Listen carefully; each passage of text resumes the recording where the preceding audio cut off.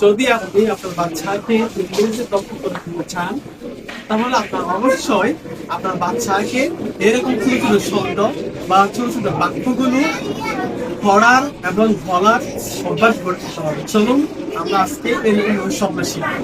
Let's go. ওকে, ওয়াসিফ বলো। আমি পড়ব। সে খেলা করবে। He will play. আমি একটি গল্প লিখব। I shall write a story. সে একটি ডিম খাবে। He will eat a. সে দৌড়াবে না। He will not run. ওকে, এখন জান্নাত বলো। আমি ভালো আছি। I am fine. আমি তোমাকে চিনি। I know you. ফারা গরিব। I am poor. আমার একটি বাগান আছে। I have a garden.